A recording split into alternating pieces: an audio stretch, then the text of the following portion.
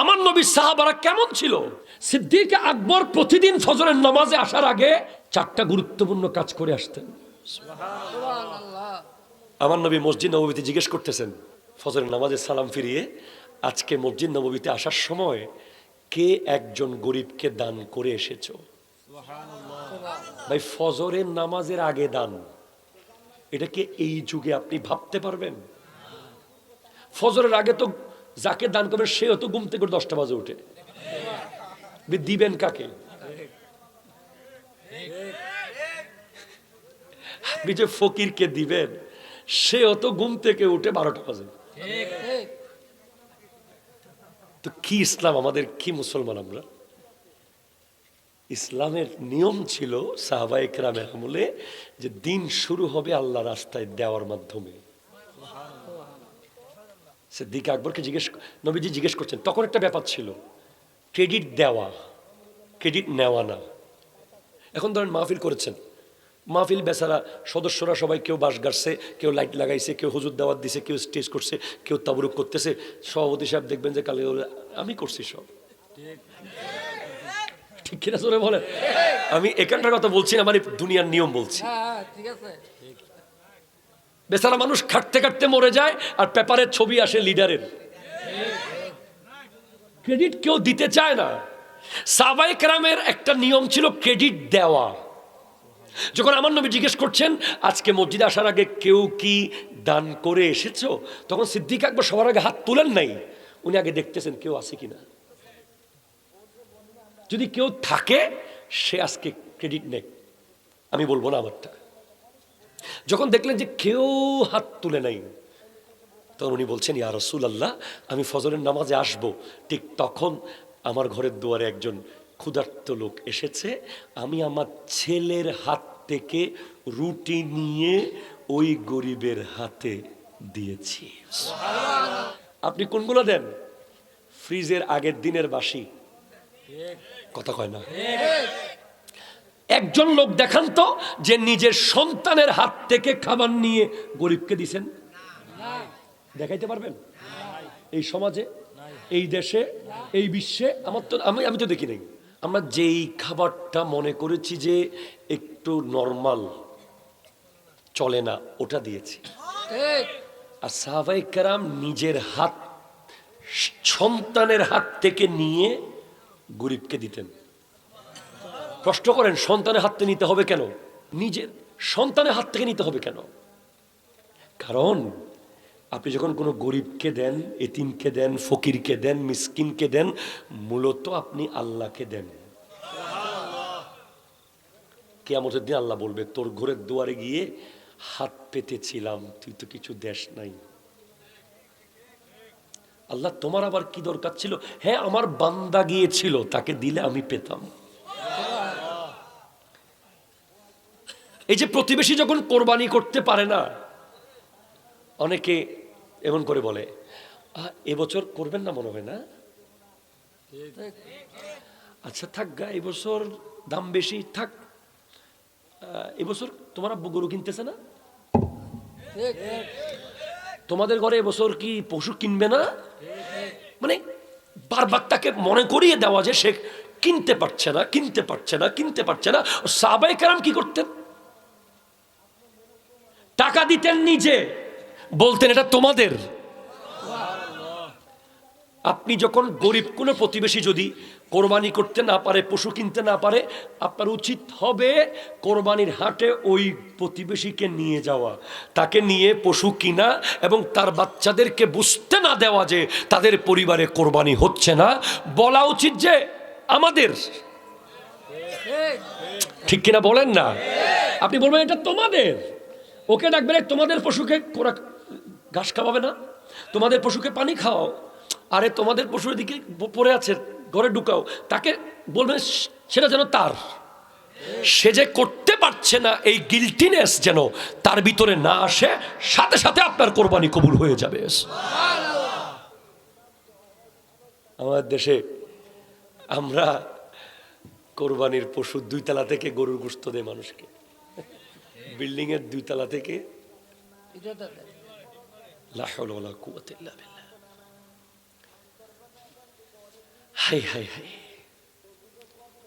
তাহলে যেখানে আমি ছিলাম, যেখান থেকে এলাম, সিদ্দিক আকবর রাদিয়াল্লাহু তাআলা আনহু সন্তানের হাত থেকে নিয়ে ফকির মিসকিনকে দিয়েছেন, যে কারণ প্রত্যেক বাবা তার সন্তানকে সবচেয়ে ভালো খাবারটাই দেয়। এরপরে বলছেন, আজকে মসজিদে আসার আগে একজন রুগীকে দেখে এসেছো। এখন আমরা রুগী দেখতে যাই? আচ্ছা, গত এক সপ্তাহে কে রুগী দেখতে গেছেন? হাত তুলেন তো। একজনও যান নাই? আসলে আপনাদের এলাকায় রুগী নাই, আল্লাহ সবাই সুস্থ রাখছে। মারাবা জোরে বলেন, এটা বড় সৌভাগ্যের ব্যাপার। মনে রাখবেন, আজকে একটা জিনিস শিখেন, আমার আরো বক্তব্যে হয়তো শুনেছেন, রুগীর কাছে রোগের ওষুধ পাওয়া যায়। হাদিসে আছে, আল্লাহর বান্দা যিনি রোগাক্রান্ত, উনি কার বান্দা? জোরে কোন কার?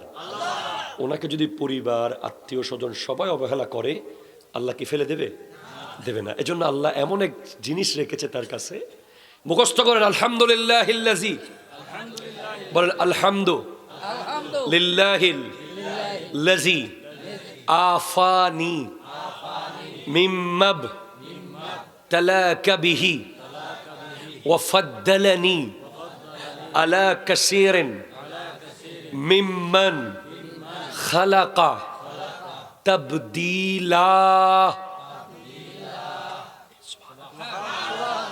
অর্থাৎ এই দোয়া যদি আপনি কোনো রোগীর সামনে গিয়ে পড়েন, ওই রোগীকে যদি আল্লাহর ওয়াস্তে দেখতে যান, ওই রোগীর সামনে গিয়ে মনে মনে তার দিকে তাকিয়ে যদি এই দোয়া পড়েন, ওই রোগ আর আপনার কোনোদিন হবে না। সহিহ হাদিস। নবীজি বলছেন, মা জালা ইউসিনি জিবরাইল আলাইহিস সালাম, জিবরিল আলাইহিস সালাম আমাকে এমন ভাবে বলেছে জামাতে নামাজের ব্যাপারে। কি নামাজের ব্যাপারে? জামাতে নামাজের ব্যাপারে জিবরিল আলাইহিস সালাম আমাকে এমন ভাবে বলেছে যে যেন মনে হচ্ছে জামাতে নামাজ না পড়লে নামাজই হবে না। গুরুত্ব বুঝিয়েছেন।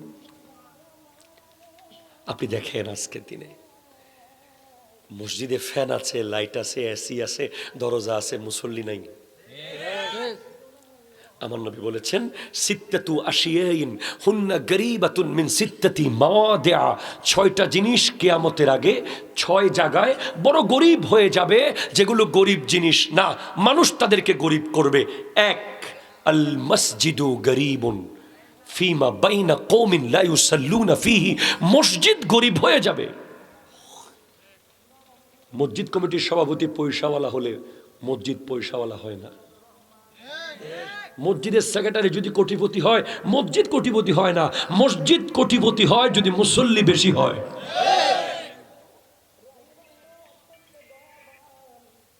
নবীজি বলেছেন, আল মসজিদু গরীবুন, মসজিদ গরিব হয়ে যাবে, ফিমা বাইনা কওমিন, ওই কওমের মসজিদ, লা ইউসাল্লুনা ফিহি, যারা মসজিদ বানিয়েছে কিন্তু নামাজে যায় না। আমার নবী বলেছেন, আমি যদি পারতাম ওই সমস্ত পুরুষদের সমস্ত ঘর আমি পুড়ে ফেলতাম যারা মসজিদে না গিয়ে ঘরে বসে থাকে। আজকের দিনে, আজকে শুক্রবার ছিল না, 2 রাকাতের বেশি কে কে বসছেন? হাত তোলেন তো।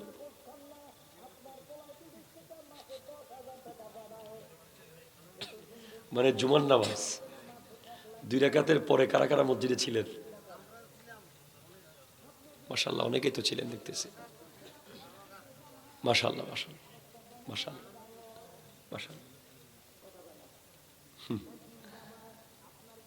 আজকের দিনে আপনি দেখবেন, মাশাআল্লাহ, মাশাআল্লাহ, আপনাকে মোবারকবাদ জানাচ্ছি, ধন্যবাদ জানাচ্ছি, আল্লাহ কবুল করুক, আমিন বলেন। যারা মসজিদে 2 রাকাত জুমা পড়ে বের হয়ে যায়, তারা কি করে জানেন? তারা আল্লাহকে বলে যে আমি ব্যস্ত। কি বলে? আল্লাহ আই এম বিজি, আমার সময় নাই। ঠিক কিনা বলেন না? যারা ফজরের নামাজে মসজিদে না গিয়ে কম্বলের নিচে ঘুমায়, তারা আল্লাহকে বলে তোমার নামাজের চেয়ে আমার ঘুম অনেক জরুরি।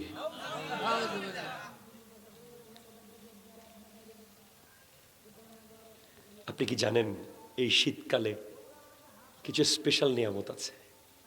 যারা শীতকালে উজু করবে তাদের উজুর পানির ফোঁটার সাথে সাথে গোটা শরীর থেকে সমস্ত গুনাহ দূর হয়ে যাবে। শীতকালের উজু অনেক দামি, অনেক দামি। যারা শীতকালে উজু করবে তারা প্রতিটা উজুর প্রতিটা কার্যক্রমে শয়তানকে দেয়। হাত ধুইলে শয়তান, মুখ ধুইলে শয়তান পালিয়ে যায়। শয়তান অবাক হয়ে বলে কি ব্যাপার? আল্লাহ তখন দেখায় ফেরেশতাদেরকে, দেখো তোমরা বলেছিলে না ওদেরকে না বানাইতে, ওই দেখো কনকনে শীত, কঠিন ঠান্ডা, বরফের মতো পানি, কেউ উঠে নাই, আবার বান্দা উঠে গেছে নামাজে যাওয়ার জন্য। মসজিদ গরিব হয়ে যায়, মসজিদ গরিব হয়ে যায়। আমার নবী বলছেন জিবরিল আলাইহিস সালাম আমাকে এমন ভাবে জামাতে নামাজ এর ব্যাপারে বলেছেন যে যেন মনে হয়েছে জামাতে নামাজ না পড়লে নামাজই হবে না। এত গুরুত্ব দিয়েছেন। সিদ্দিকে আকবরের জিন্দেগিতে কোনোদিন জামাতে নামাজ তরক হয় নাই।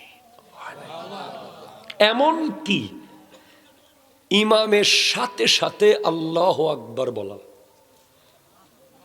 আমরা অনেকে জামাত পড়ি, কেউ রুকুতে গিয়ে ইমামকে ধরি, কেউ সিজদায় গিয়ে ইমামকে ধরি, কেউ বৈঠকে এসে ইমামকে ধরি, কেউ সালাম ফিরানোর আগে গিয়ে দৌড়ে ঝাপটি মেরে জামাত ধরি। আর সিদ্দিকে আকবর একবার ওনার 40টা ওট হারিয়ে গিয়েছিল। উনি তখন মন খারাপ করেছেন, আরো কিছু গোলামও হারিয়েছে।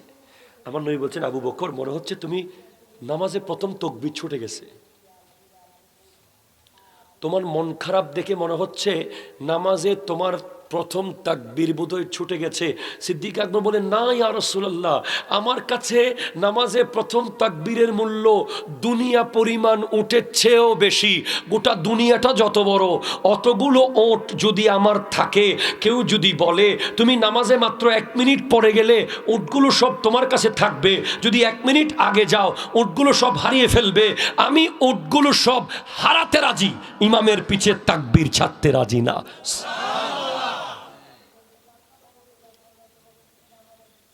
আকাশের তারাগুলো এমনই হয়। কষ্ট হয়েছে আপনাদের? না।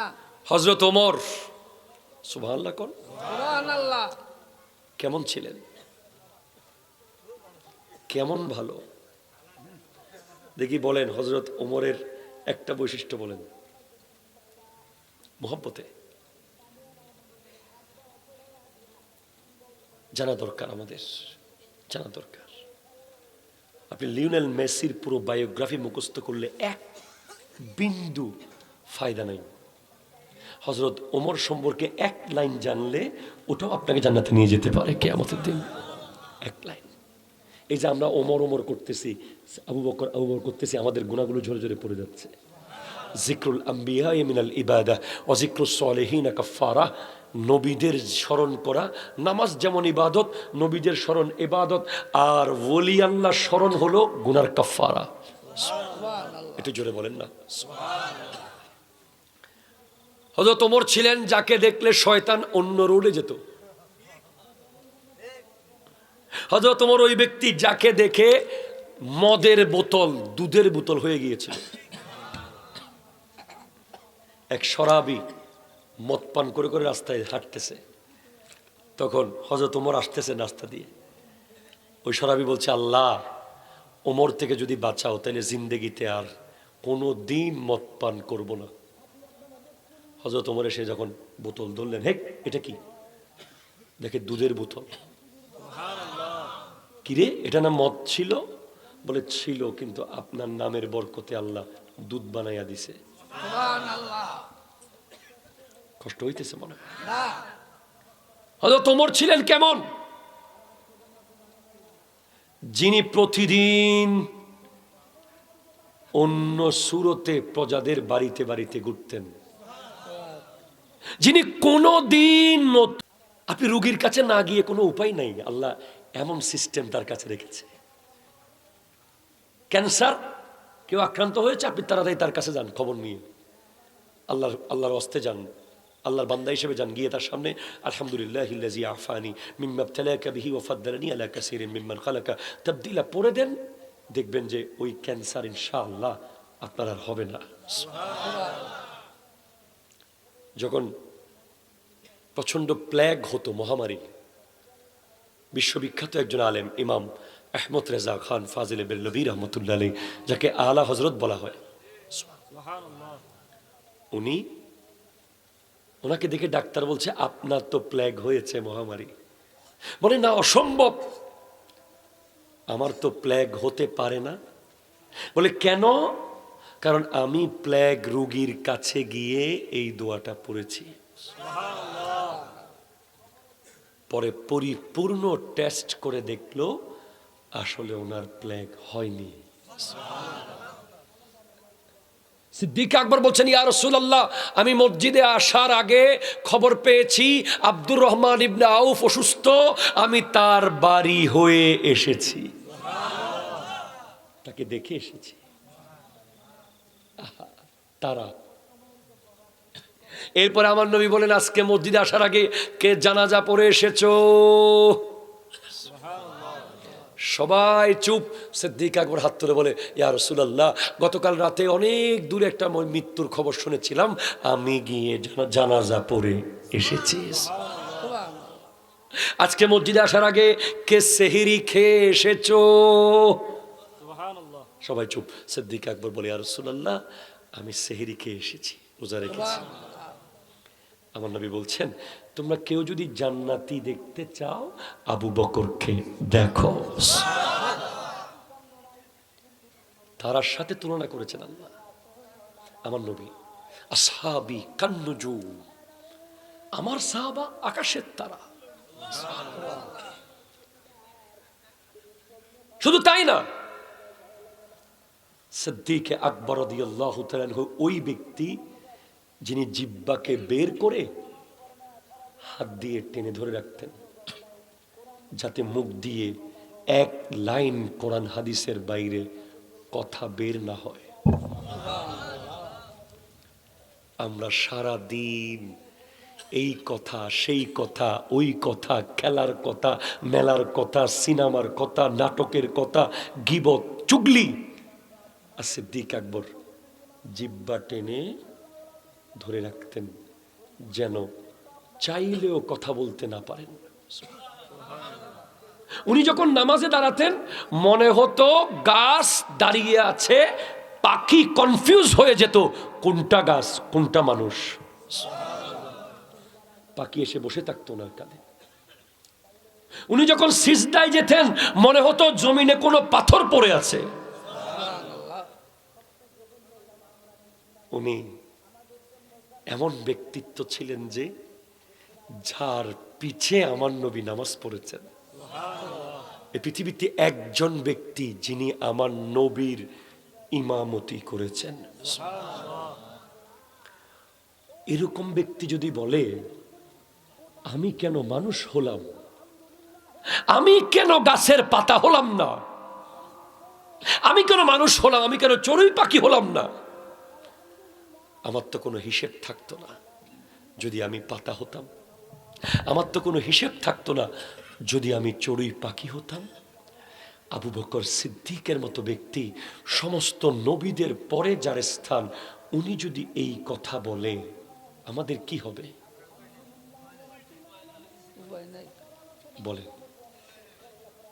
এখনো যদি আমার যুবক ভাইয়েরা ফিরে না আসে, এখনো যদি না পাল্টায়, এখনো যদি দিনের পথে না আসে, লিস্ট আপনি 5 ওয়াক্ত নামাজটা পড়েন। কথা কোন ঠিক কিনা? আমি আপনাকে কি করে বুঝাই? আমার নবী 60টা বিষয়ে কথা বলেছেন, গুরুত্বপূর্ণ এক হাদিসে। সময় আছে আপনাদের? হযরতে আয়েশা সিদ্দিকা রাদিয়াল্লাহু তাআলা আনহার কোলে আমার নবী মাথা রেখে ঘুমাচ্ছিলেন এক পূর্ণিমার রাতে। হঠাৎ করে হযরতে আয়েশা সিদ্দিকা নবীজিকে বলছেন, আচ্ছা, আকাশে যত তারা আছে তত সওয়াব কার আমল নামায় আছে? তখন আমার নবী 1 সেকেন্ডে বলে দিলেন যে ওমরের। আরো জোরে বলেন না। তাহলে আপনাকে বুঝতে হবে, নবী কখনো মিথ্যা কথা বলতে পারে। কেউ যদি সন্দেহ করে ঈমান থাকবে না, ঠিক কিনা জোরে বলেন। তাহলে আমার নবী যখন 1 সেন্টেন্সে 1 মিনিটে চিন্তা করা ছাড়া বলে দিয়েছেন আকাশে যত তারা ওমরের তত সওয়াব, তাহলে আমার নবী জানেন যে তারা কয়টা। এরপর জানেন ওমর ফারুকে আজমের আমল কত। এরপর আবার গোটা পৃথিবীর প্রত্যেকটা উম্মতের আমল কত, সব জেনে ক্যালকুলেশন করে প্লাস মাইনাস করে তারার সাথে কাটটা মিলেছে, সব ক্যালকুলেশন করেই সিদ্ধান্ত দিতে হয়েছে ওমরের কাছেই অত নেক আমল আছে।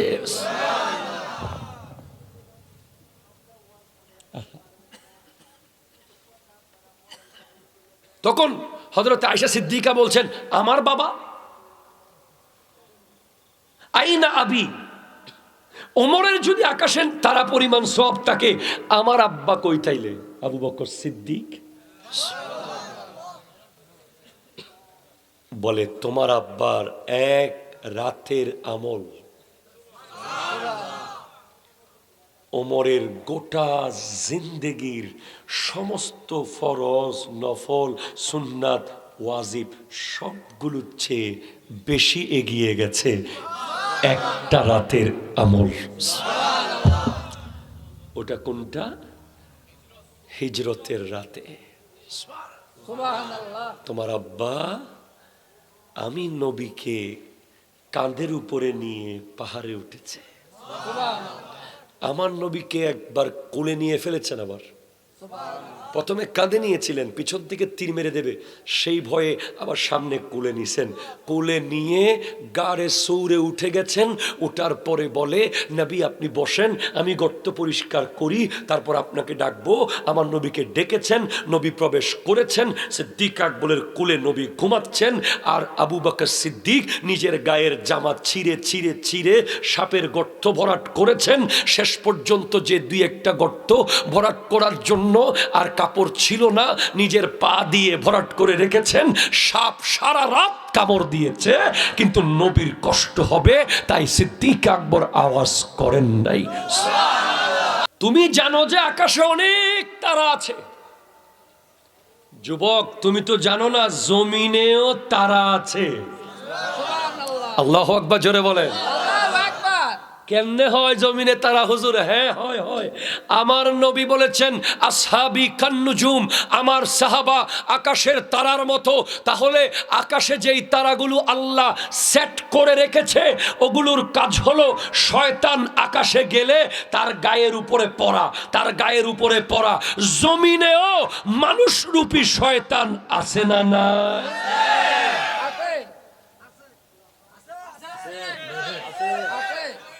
আছে না নাই? এগুলোরও জিন শয়তানের জন্য আকাশের তারা, আর মানুষ শয়তানের জন্য বিশ্ববিখ্যাত কিছু তারা জমিনে আল্লাহ পাঠিয়েছেন, যেগুলোর নাম সিদ্দিক আকবর, ফারুক আজম, উসমান জুন্নুরের, মৌলা আলী, হযরতে তালহা, হযরতে জুবাইর, হযরতে সাদ ইবনে আবি ওয়াক্কাস, হযরতে আব্দুর রহমান ইবনে আউফ, হযরতে আবু উবাইদা ইবনুল জাররাহ, হযরতে সাঈদ ইবনে যায়েদ। আমার নবী বলেছেন আমার সাহাবা তারার মতো। সিদ্দিক আকবর হলো ওই তারাগুলোর ভিতরে সবচেয়ে বড় তারা। কষ্ট হবে? শুধু তারার ভিতরে থাকতে হবে, ঠিক কিনা বলেন? আল্লাহ তারার শপথ করেছেন, ওয়াসসামাই যাতিল বুরুজ। আল্লাহু আকবার, জোরে বলেন না। আকাশের শপথ যেটা তারাওয়ালা, যাতিল বুরুজ। বুরুজ মানে তারা। ইউদরিকুমুল মাউতু ওয়ালাউ কুনতুম ফি বুরুজিম মুশাইয়াদা, তুমি যদি তারার ভিতরেও ঢুকে যাও সেখান থেকেও তোমাকে আজরাইল জান কবজ করবে।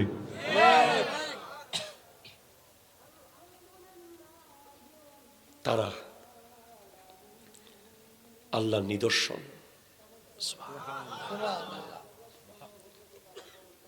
জমিনে তারা হলো সিদ্দিক আকবর, আফজালুল বাশার বাদাল আম্বিয়া, আফজালুন নাস বাদাল আম্বিয়া। তিনি অসংখ্য শয়তানের বিরুদ্ধে, তার মধ্যে একটা শয়তান ছিল মুসাইলামাতুল কাজ্জাব, আর একটা শয়তান তোলাইহা, আর একটা শয়তান সাজা।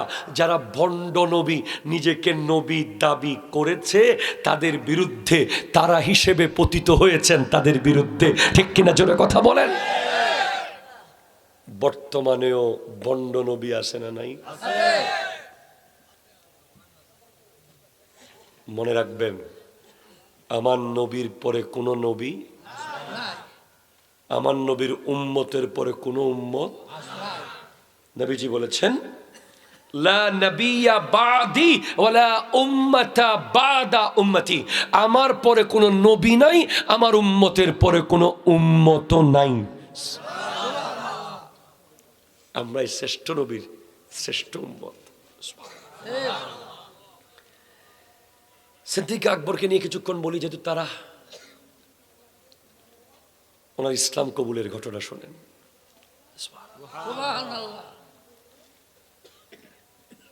উনি ব্যবসা করতে গিয়েছেন ইয়ামানে। উনি বিশ্ববিখ্যাত ব্যবসায়ী ছিলেন। ইয়ামানে যাওয়ার পরে ওখানে একজন 390 বছর বয়সী এক আলেমের সাথে সিদ্দিক আকবরের দেখা হলো। বয়স কত? 390। আমি এগুলো কোন কিতাব থেকে বলতেছি? দুইটা কিতাবের নাম বলতেছি রেফারেন্স। একটা হলো উসদুল গাবা, আল্লামা ইবনে আসিরের লেখা, আর একটা হলো তারিখে দামেস্ক, ইবনে আসাকিরের লেখা। অনেক উচ্চ মর্গের কিতাব, এগুলোতে জেজ জবর নাই, বড় বড় আলেমরা পড়ে। ইয়ামানে সিদ্দিক আকবরকে এক লোক দেখে, বুড়া, একদম বুড়া একটা মানুষ দেখে এভাবে তাকায় খালি। উনি বলে, কিরে আমার দিকে এভাবে তাকায় কেন? বাবা বুড়া মিয়া কি চান? বলে, আনতা মিন মক্কা, আনতা মিনাল মক্কা? বলে, নাম আনা মিনাল মক্কা। সুবহানাল্লাহ। আনতা কুরাইশি? নাম। আনতা তামিমি? নাম। আপনি কি মক্কা শরীফের মানুষ, হেরমে মক্কার? জি। আপনি কি কোরাইশ বংশের? জি। আপনি কি তামিম গোত্রের? জি। কি বলেন?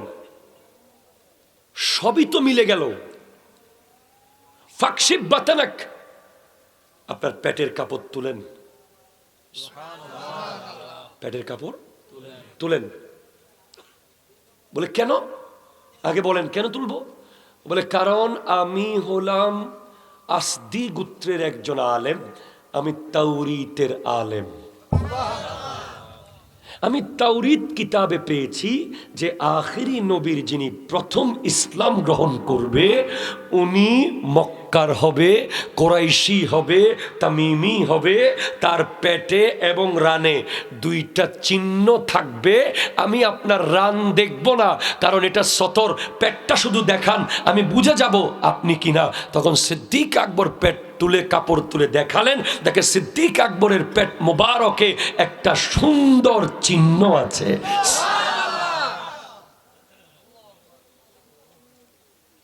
বলে আপনি তাড়াতাড়ি যান। আবু বকর সিদ্দিক রাদিয়াল্লাহু তাআলা আনহুকে বলছেন, আপনি তাড়াতাড়ি যান, তাড়াতাড়ি যান, আপনার জন্য অপেক্ষায় আছে আখিরি নবী, ওনার হাতে আপনি প্রথম ইসলাম কবুল করবেন। আরো জোরে বলেন না সুবহানাল্লাহ। তখন সিদ্দিক আকবর রাদিয়াল্লাহু তাআলা আনহু রওনা হয়ে গেলেন ইয়ামান থেকে খুব দ্রুত। উনি তো আমার নবীকে ছোটবেলা থেকেই চিনেন, কিন্তু এখন তো ইসলামের ব্যাপার, এলাকার লোক মানুষ হিসেবে চিনেন, ছোটবেলার সাথী হিসেবে চিনেন, সব দিক থেকে দেখেছেন সব সময়। বলে আপনি কি নবী? বলে হ্যাঁ আমি তো নবী, আমি তো আপনার অপেক্ষায় আছি। আমার নবী বলছেন, তো আপনি যে নবী তার প্রমাণ কি? বলে আমি যে নবী তার প্রমাণ ইয়ামানের আসদি গোত্রের আলেম আপনাকে বলে নাই? সাথে সাথে সিদ্দিক আকবর বলেন, আমাকে কালিমা পড়িয়ে দেন, লা ইলাহা ইল্লাল্লাহু মুহাম্মাদুর রাসূলুল্লাহ সাল্লাল্লাহু আলাইহি ওয়াসাল্লাম। চিৎকার দিয়ে বলেন সুবহানাল্লাহ। আবু বকর সিদ্দিক রাদিয়াল্লাহু তাআলা আনহুর বয়স 63, আমার নবীর বয়সও 63। সিদ্দিক আকবর আমার নবীর 2 বছর 3 মাস 10 দিনের ছোট। কয় বছর? 2 বছর 3 মাস 10 দিনের ছোট। সুবহানাল্লাহ।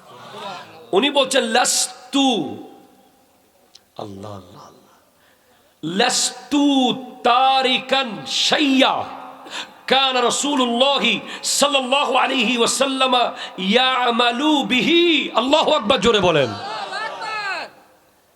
ইল্লা আমিলতু বি, আমার নবী এমন কোন কাজ করেছে যেটা নবীর সুন্নাহ, এমন কোন কাজ নাই যেটা আমি আবু বকর পালন করি নাই। অর্থাৎ আমার নবীর গোটা জিন্দেগিতে যত সুন্নাহ রয়েছে যেগুলো পালনীয়, বদ্দা সুবহানাল্লাহ জোরে হন।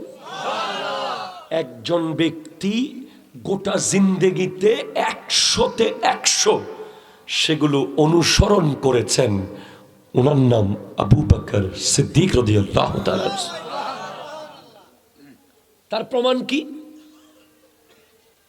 যখন সিদ্দিক আকবর রাদিয়াল্লাহু তাআলা আনহু কোরআন তিলাওয়াত করছেন, ইসলাম গ্রহণ করেছেন, মুসলমানদের পক্ষে কাজ করছেন, সব দিকে ইসলামের দাওয়াত দিচ্ছেন, তখন ওনার উপর এমন অত্যাচার শুরু হলো, উনি সিদ্ধান্ত নিলেন যে উনি মক্কা ছেড়ে হাবশায়, কোথায়? মদিনায় না, হাবশায় উনি হিজরত করবেন। তখন উনি রওনা হচ্ছেন হাবশার উদ্দেশ্যে। তখন মক্কার একজন বড় কাফেরদের বড় একজন নেতা, লিডার, ইবনে দাগিনা, কি নাম? ইবনে দাগিনা। উনি বলছেন না না না, অসম্ভব, মিন মিসলিকা লা ইয়াখরুজু ওয়ালা ইউখরাজ, আপনার মতো ব্যক্তি মক্কা থেকে বের হতে পারবেন না, কেউ আপনাকে বেরও করতে পারবে না। আপনি মক্কা থেকে যেতেও পারবেন না, আপনাকে কেউ বেরও করতে, নিজে যেতে পারবেন না, কেউ বেরও করতে পারবে না। এখান থেকে একটা পয়েন্ট নেন, এই গ্রামের নাম কি? রসুলপুর। এটা কি বাড়ি না? এই মাহফিল কি একটা বাড়ির আন্ডার না গ্রামের আন্ডারে? বাড়ির নাম কি? আচ্ছা, সরকার বাড়ি, ঠিক আছে। এই বাড়িতে এমন কোন লোক কি আছে যে চলে যেতে চাইলে সবাই মিলে তাকে ধরে রাখবে? বরং সবাই বলবে যা যা। ঠিক কিনা কথা জোরে বলেন না? আপনি একটু ভাবেন, শুধু এই বাড়িতে না, বাংলাদেশে এমন কোনো লিডার নাই, এমন কোনো নেতা নাই, এমন কোনো ব্যক্তি নাই, এমন কোনো লোক পাওয়া যাবে না যাকে অন্তর থেকে মানুষ, গোটা বাড়ির মানুষ কেঁদে পায়ে ধরে রেখে দেবে। এমন মানুষের দিন দিন শুধু অভাব আর অভাব। এক সময়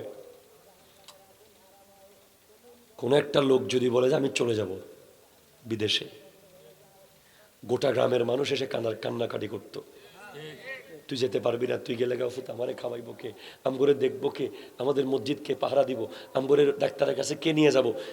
এখন কেউ কারো নাই, বরং প্রতিবেশী পর্যন্ত, প্রতিবেশী পাশের বাসার মানুষের অনিষ্টতায় আরেকজন অন্য জায়গায় যে ঘর বানছে। আছে না নাই? পাশের বাসা একটু টিউবওয়েলের পানি নিতে যাবে তাও পারে না, একটু পুকুর ঘাট ব্যবহার করবে তাও দেয় না। একটা অবলা প্রাণী, পশু, গরু, ছাগল, মুরগি একটু গেছে আর কি, ঠ্যাং বাইঙ্গা দিমু। পোলাও, কোরমা, বিরিয়ানি দিয়া খাইয়া ঘুমায়, প্রতিবেশী কি খাইলো না না খাইলো খবর নাই। ঠিক কিনা বলেন? আপনাকে আমি বুঝাবো। আহা, কোথায় ওই তারা? আমার নবী এমনি বলে নাই সাহাবাদেরকে তারা। তাদের উচ্চতা, তাদের পর্যায়, তাদের লেভেল, তাদের মোহাব্বত, তাদের ভালোবাসা, তাদের আত্মীয়তা, তাদের প্রেম, তাদের দয়া, তাদের মায়া, এগুলোর সামনে আমরা জমিনের নিচে নিচে নিচে নিচে যেতে যেতে শুধু যেতেই থাকবো, লেভেল করা যাবে না।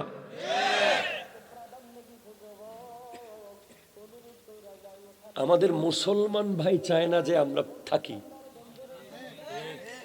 আর কাফের ইবনে দাগিনা বলছে যে আপনি যেতে পারবেন না। আমি ইবনে দাগিনা, মক্কার লিডার, আপনাকে আমি যেতে দেব না, যুদ্ধ আমার সাথে হবে। সে কাফের। আমার নবী বলেছেন ওয়াল্লাহি লা ইউমিনু, ওয়াল্লাহি লা ইউমিনু, ওয়াল্লাহি লা ইউমিনু, আল্লাহ শপথ, সে মুমিন নয়, সে মুমিন নয়, সে মুমিন নয় যার হাতে প্রতিবেশী নিরাপদ নয়। আমার নবী বলেছেন, এই বাবা শোনেন, নবীজির কাছে এক ব্যক্তি এসে বলে আমাদের এলাকায় একটা মেয়ে আছে যে নফল রোজা রাখে, নফল নামাজ পড়ে, কিন্তু তার মুখের ভাষার কারণে প্রতিবেশীরা কষ্ট পায়। নবী বলছেন সে জাহান্নামী। আমাদের মা বোনেরা কি আছে মাহফিলে? প্যান্ডেল আছে দাদা? ওরা কি এখনো আছে? আমাদের অনেক মা বোনেরা আছে, বেড়ার ফাঁক দিয়ে হুরুস্তুল গালি দেয়।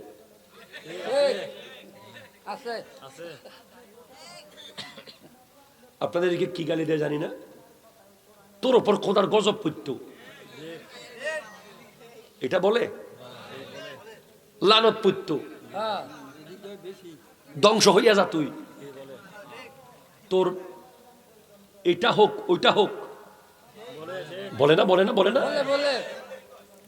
আমার মা বোন, আপনি কান খুলে শোনেন, যেই নারী নফল নামাজ পড়ে, নফল রোজা রাখে, দান সাদাকা করে, যতই ইবাদত করুক, ওনার প্রতিবেশী যদি ওনার অনিষ্টতার কারণে বিরক্ত হয়, because of his her rude behaviour, যদি প্রতিবেশী ওনার ব্যবহারের কারণে কষ্ট পায়, নবী বলেছেন সে জাহান্নামী, জাহান্নামী, জাহান্নামী। আরেকজন মহিলা, তাও নবীর কাছে এসে এক ব্যক্তি বলে আমাদের এলাকায় এক নারী আছে যার তেমন নফল নামাজ, নফল রোজা নাই, ফরজগুলো করে, কিন্তু তার ব্যবহারে প্রতিবেশী খুব খুশি। আমার নবী বলছেন সে জান্নাতি। You have a big responsibility. আপনার অনেক বড় দায়িত্ব রয়েছে about your neighbor, your nearest people. আজকের দিনে আপনি দেখবেন যে কম্বল বাসার আলমারিতে 20টা 30টা পড়ে আছে, পুরাতনটা কখনো পুরান হচ্ছেই না, নতুনগুলো আলমারি থেকে নামানোও হচ্ছে না। অথচ পাশের বাসায় একটা ছেঁড়া কাঁথা দিয়ে শীতকাল কাটাচ্ছে, আছে না? আছে। আপনি দেখতে পাবেন এমন এমন পয়সাওয়ালা আমাদের গ্রামে আছে, আপনাদের গ্রামে আছে, যার বাড়িতে বাউন্ডারি ওয়াল, এরপরে আবার বিশাল বড় লোহার গেট, আবার দেখবেন কালাপসুয়াল গ্রিল, আবার দেখবেন সেগুন কাঠের দরজা, এই 3-4 স্তরের প্রোটেকশন প্রোটোকল ভেঙে প্রতিবেশী পেঁয়াজ আনতে আর যায় না, কয় উপোস থাকলেই ভালো।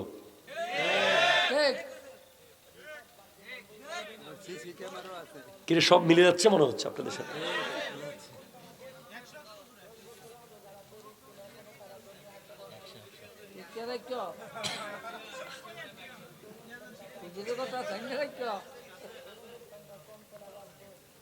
অথচ আমার নবী বলেছেন, তুমি তরকারিতে ঝোল বাড়িয়ে দাও। কি বাড়িয়ে দিবা? ঝোল। তোমার প্রতিবেশীকে ডাক দাও, আসো তরকারি আজকে মজা হয়েছে, আসো দুপুর একসাথে খাই। দ্যাট ইজ ইসলাম। আমার নবী এক পেয়ালা দুধকে 70 জনের মধ্যে ভাগ করে খেতেন। আমার নবী একটা খেজুরকে 4 জনে ভাগ করে খেতেন। আমার নবী কখনোই প্রতিবেশী আত্মীয় মেহমান ছাড়া খেতেন না।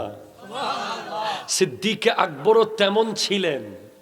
উনি যখন চলে যাচ্ছেন, ইবনে দাগিনা বলছেন যে আপনি যেতে পারবেন না। বলে কেন? আমাকে আপনি কেন আটকাচ্ছেন? বলে ইন্নাকা লাতাসিলুর রাহমা, আপনি তো ওই ব্যক্তি যে আত্মীয়তার খবর নেন। ওয়া তাহমিলুল কাল্লা, যে ভারী বোঝাকে হালকা করে দেন। ওয়া তাকসিবুল মাদুমা, যে অসহায়ের পাশে দাঁড়িয়ে যান। ওয়া তাইনু আলা নওয়াইবিল হক, যে বিধ্বস্ত আরবকে সুন্দর করে সংস্কার করার চেষ্টা করেন। ওয়া তুকরিউ দাইফা, যে মেহমানকে মেহমানদারি করেন। সুবহানাল্লাহ। আপনাকে আমি যেতে দেব না। আপনি চলে গেলে গরিবের দায়িত্ব কে নেবে? আপনি চলে গেলে আমার মক্কার অসহায়ের পাশে কে দাঁড়াবে? যদিও আমি আপনার ইসলাম কবুল করি নাই, কিন্তু আপনার প্রত্যেকটা কাজ, আইডিওলজি আমার কাছে খুব পছন্দের। আমি বেদাগিন আপনাকে যেতে দেব না। এটা দেখে তো কত মানুষ মুসলমান হয়েছে। গতকাল বিজয়নগরের মাহফিলে বলেছি প্রায় 50,000 লোক, কাছাকাছি লোক হবে। আমাকে এক যুবক দাঁড়িয়ে জিজ্ঞেস করছে, হুজুর, how to we can spread Islam to our non Muslim relative friends? আমরা কিভাবে ইসলামকে পৌঁছাবো, প্রচার করব নন মুসলিমদের কাছে? আমি তাকে অনেক পন্থা জানার পরেও আমি একটা কথা বলেছি যে first of all you have to change yourself. তুমি নিজেকে নিজে প্রশ্ন করো, তুমি কি আসলে ইসলামের দাওয়াত দেওয়ার যোগ্যতা রাখো কিনা? এই যোগ্যতা লেখাপড়া দিয়ে হয় না, এই যোগ্যতা পিএইচডি ডিগ্রি অর্জন করে হয় না, এই যোগ্যতা হয় নৈতিক ডিগ্রি অর্জন করে। আপনি সেলুনে গিয়ে লিওনেল মেসির ছবি দেখিয়ে বললেন তাকে এরকম করে চুল কেটে দাও, তখন সে হিন্দু বা বৌদ্ধ যিনি সেলুনের চুল কাটে, উনি কি আপনার ইসলাম কবুল করবে? না। উনি তো বলবে যে কি মুসলিম, তার নবীর সুন্নাহ বাদ দিয়ে সে মতো চুল কাটতেছে, সে আমাকে কি ইসলামের দাওয়াত দেবে? আপনি বাজারে ব্যবসা করেন, আপনি ওজনে কম দেন, একজন বিধর্মী যদি জানতে পারে আপনি ওজনে কম দেন, সে কি আপনার ইসলাম কবুল করবে? আপনি বিশাল বড় অফিসিয়াল, হাই অফিসিয়াল, আপনার ব্যাংকে বা অফিসে বা আপনার চাকরির স্থলে একজন বিধর্মী কলিগ আপনার পাশের ডেস্কে বসে, সে যদি দেখে যে আপনি সুদ খান, আপনি ঘুষ খান, আপনি টাকা ছাড়া ফাইল সাইন করেন না, আপনি মানুষের উপর জুলুম করেন, সে কি আপনার ইসলাম কবুল করবে? না। খাজা মঈনুদ্দিন চিশতি রহমতুল্লাহ আলাইহি, আজকে যার উরস চলতেছে 6 রজব, উনি যদি একা 90 লাখ মানুষকে মুসলমান বানাইতে পারে, আমরা 17 কোটি মানুষ মিলে 1 কোটিকে মুসলমান বানাইতে পারলাম না। কেন পারি নাই? আমরা নিজেই পরিপূর্ণ মুসলমান হতে পারি নাই। আমরা কেউ 20 মুসলমান, কেউ 80 মুসলমান, 20 ইহুদি। আমাদের আপাদে মস্তক চিন্তা করলে আমরা কি আসলে ইসলামের রিপ্রেজেন্টেটিভ হতে পেরেছি? পারি নাই। আমি নিজেকেও বলছি না যে আমি হয়ে গেছি, না।